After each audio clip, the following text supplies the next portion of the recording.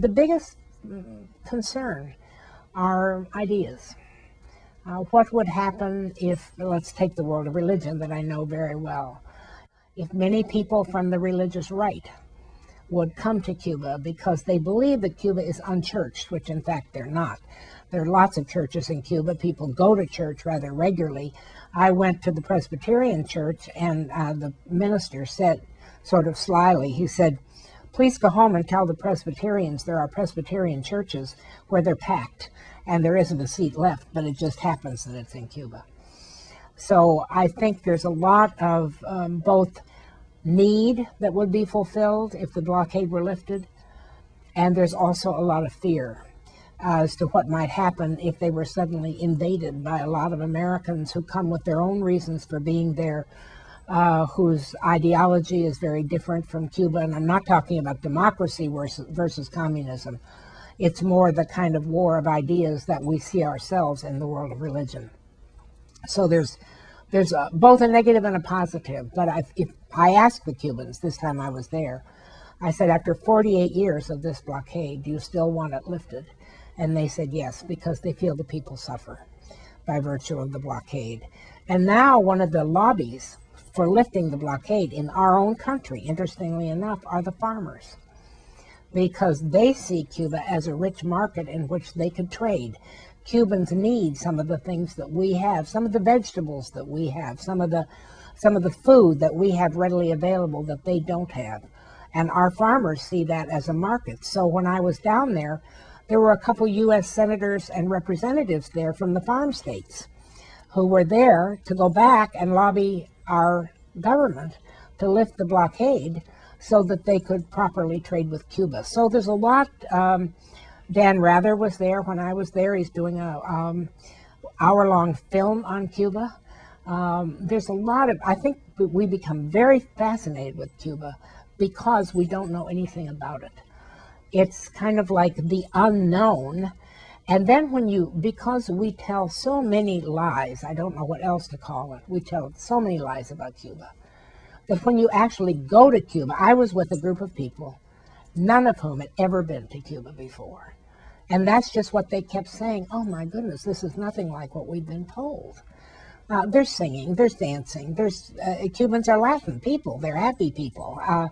That isn't to say there isn't sadness, that isn't to say there isn't poverty, and that people could do with more. But the other thing that I think we totally don't understand is the Cubans have things to offer us. Their medical system is a remarkable system. And when I was there, I kept running into U.S. doctors in the hotel we were in. And that always makes you curious because you don't see very many Americans. And so I said, went up to one of them and I said, would you mind telling me why you're here? And she said, I'm a world expert in diabetes, and I serve a Mexican population in California. But she said, Cuba is doing some very interesting work on diabetes, and this is an international medical convention being held here in Cuba. And it was important for us to be part of it to see what they've learned that we need to know.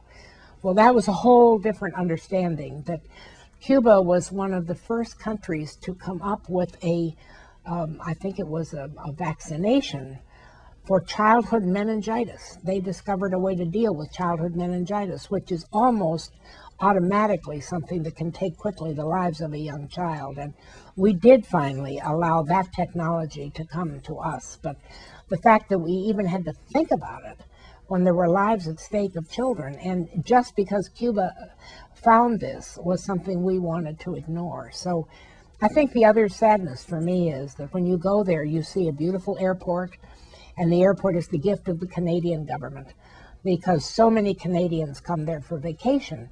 And when the Pope decided to visit Cuba, the Canadian government said, well, we'll give to the Cubans a gift of a new airport so that they can properly receive the Pope in a new airport, and all the Canadians who travel here will be able to have a very modern, up-to-date airport.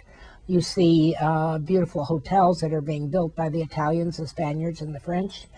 And when we were there, the Chinese were about to make a new announcement of when they're going to be working with Cuba using some of their oil that they've discovered in offshore drilling. And so what we find is, who's not there? We're not there. And so we who are 90 miles away from Cuba may very well get locked out by virtue of our own blockade, because once we do go back, we're going to find that a lot of the beautiful properties now owned by people from different countries. And a lot of the economic deals that have been made with countries that is other than ourselves. And so I think we lose by virtue of the blockade, not just the Cubans. We had a general, major general, on this trip with us who worked with our American forces in Kuwait. And I was a little nervous, to be honest. I thought, I wonder how this general will perceive Cuba. And in many ways, he came back, of all the people on the trip, probably the strongest friend of Cuba. And was very interesting to me, because essentially what he said was, there's no way in the world that this country could do anything harmful to the United States, militarily. So since over the years, our argument about the blockade has been that Cuba is dangerous, that they are a dangerous country to our own country. People go back to the Bay of Pigs, they go back to when the Russians were there. And the fact of the matter is, that is not the real reason. That part of what we don't like in Cuba is we don't like their ideas. And so there is, in fact, a clash of civilization that is partly based on the fact that if their ideas caught on, it would be a challenge to capitalism, and it would be a challenge to some of the materialism. One of the things you see in Cuba is the use of resources over and over and over again. People do not have a throwaway culture. They can't afford a throwaway culture. Their children have toys that are made from natural things that are around them, as opposed to having toys that are always artificially made and brought in, and every Christmas there has to be some new, the new toy of the season. And one of the things that is surprising about Cuba is that often when we have a military action against a country, or when we isolate a country, it is because they have something we need. I mean, certainly it's true in Iraq that the real story about Iraq is about Iraqi oil. There's something there that we need, and something there that we want, and something that we focus on that is a need for us. That is less true in Cuba. And so Cuba's a little more mysterious in that way. But as Cuba begins to, oil gets discovered in Cuba, and then there is offstage drilling of the oil, though we say the oil they've discovered is useless. The Chinese don't seem to think so. So I find it interesting that how are we going to react when we begin to see the Chinese? We seem to be more threatened when the Chinese begin to be interested than when the French build a hotel. That doesn't seem to be terribly thrilling. That doesn't attract us very much. But once there begins to be some economic role that might be changed here, then I think we begin to pay some different attention to Cuba.